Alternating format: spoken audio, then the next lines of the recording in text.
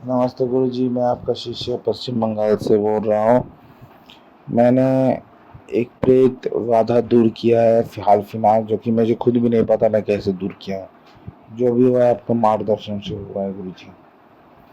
गुरुजी, जिस प्रेत से मैं लड़ रहा था वो वाकई में बहुत ज़्यादा ताकतवर था। वो अपनी शक्ति जुटा चुका था 17 साल से, ना सॉरी 18 साल से उस लड़के का शरीर के अंदर घुसा हुआ था, जो कि निकलने का नाम नहीं ले रहा था। वो लड़का बचपन से बात बात में मांस खाता था। मांस, मदिरा, सिगरेट। खाना तो बिल्कुल नहीं खाता था, मांस, मदिरा, सिगरेट पे ही रहता था। नदी के किनारे, जंगल में, डस्टबिन में, जो पैखाना का टंकी होता है उसमें, इन सब जगह में वो घुमा घूमी करता था। पैखाना करने का बाद पैर हाथ पैर नहीं धोता था। पूजा होता था तो उस घर से निकल जाता था। संग बजता था तो निकल जाता था, और संग जैसे बचता था तो निकल जाता था, और प्रसादी जैसे देता था तो एकदम पमक उठता था। एकदम बहुत भयंकर हाल था। जिस बार मैं पहली दफ़ा उससे भेंट किया तो वो मुझसे दूरी बना लिया, बिल्कुल दूरी बना लिया। गुरुजी बता दे कि वो हमसे दूरी क्यों बनाया था। ये प्रेत जो भी है, ये दूरी क्यों बनाया था हमसे। तो हम जहाँ रहते थे वहाँ वो नहीं रहता था, हम जहाँ बैठते थे उस जगह में ही नहीं रहता था, हम जहाँ खाते थे उस जगह में दिखता नहीं था वो, लेकिन बाद में आके खाता था, और हमेशा गुस्सा भाव में रहता था। जब भी काम मंत्र जाप होता था एकदम गुस्से में सबको चिढ़ाते रहता, सबको डांटते रहता था, सब चिल्ला चिल्ली करते रहता था। लेकिन हमने पहला दिन ये हवन जब शुरू किया, तब उसके ऊपर गंगा जल का छिड़काव करके मैंने बैठा दिया, और जब मैंने बैठाया उसे तब वो निकल चुका था।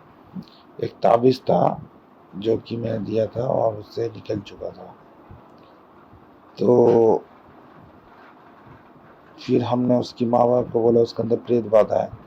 उनके माँ बाप लक्षण बताया तो हमने बोला हमारा गुरुजी ऐसे कहा करता था कि अगर ये ऐसे लक्षण हो तो समझ लेनी चाहिए कि प्रेत घुस चुका है उसके अंदर। फिर हम लोगों ने हवन शुरू किया उसी ताबीज के बदौलत। तो पहला दिन हवन किया, लड़का थोड़ा बहुत ठीक हुआ, दूसरा दिन में भी ठीक था, तीसरा दिन में मेरी गलती के वजह से वो जो प्रेत था वो वहाँ उनकी जो सुमन माझी नाम है उस लड़के का जिसके अंदर प्रेत घुस चुका था, वो अभी गया, ये क्या बोलते हैं, आलू का दुकान है उनका पिताजी, आलू खरीद के ला रहा था, और आलू का जो ये था प्लास्टिक था जो फट चुका था, जो कि कभी नहीं फटता, कई सालों से नहीं फटा, अचानक फट गया। तो जब ये देखा गया कि फट चुका था तो हमें बुलाया। हम जब गए हम जब गए तब हम जब गए तब हुआ हम जब गए तब हुआ हमें एक कौवे का पंख मिला, जो कि एक काला जादू होता है और जिसके बारे में मुझे थोड़ा बहुत नॉलेज है। तो हमने कौवे का पंख मिला, जाते वक्त ले वहाँ कौवे का पंख मिला तो कौवे का पंख ले लिया। तो कौवे का पंख से काला जादू करना संभव है वशीकरण के लिए। तो हमने क्या किया कि वो पंख ले लिया, आके उस घर में रख दिया। सुमो, तो वो जो बंदा था, हम वहाँ का कौवे का पंख लाया, लेकिन उस शैतानी शक्ति उस कौवे का पंख में घुस चुका था। तो मैंने घर पे ला के रख दिया। उस लड़के का देख रहे अचानक से मूर्ति मतलब चेहरा बदलने लग गया, पूजा से चिड़चिड़ी भाव फिर से ऐसा शुरू हो गया। हमने उसे जोर जबरदस्ती ला के बैठाया यहाँ, ना ही वो मंत्र जाप किया न कुछ, पर माँ शक्ति की कृपा से पहला दिन तो ऐसा रहा। फिर रात को मैंने हवन शुरू किया।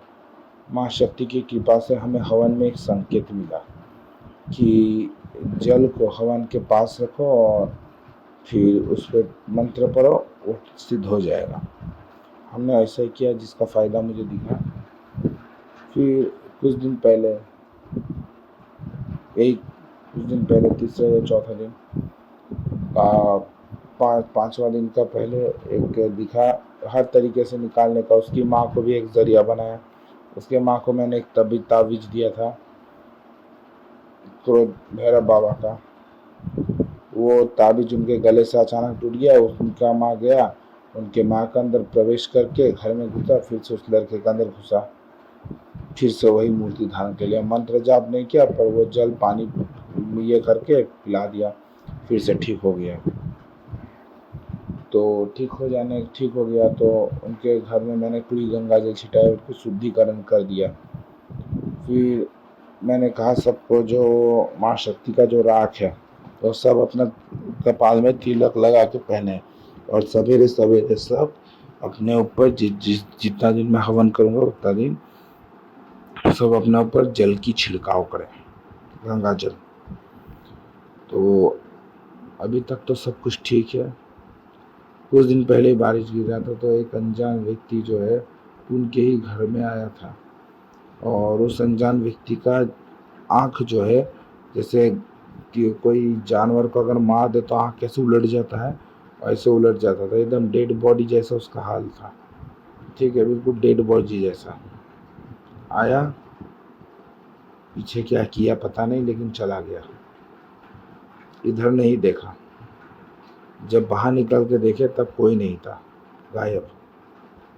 हम लोगों ने तो समझ लिया, लेकिन अब वो लड़का जो है अभी ठीक है, पूजा पाठ कर रहा है, हनुमान चालीसा पाठ कर रहा है, और रोज शाम को हनुमान चालीसा पाठ कर रहा है, प्रसादी भी खा रहा है। और जो लड़का मुझे देखिए इतना गुस्से में रहता था, वो लड़का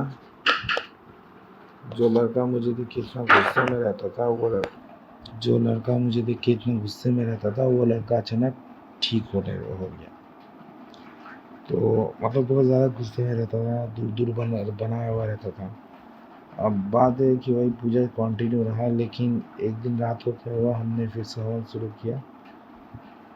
अचानक कोई आके मेरे दिमाग में बोला, ये महाशक्ति कुछ नहीं कर पाएगा मेरा।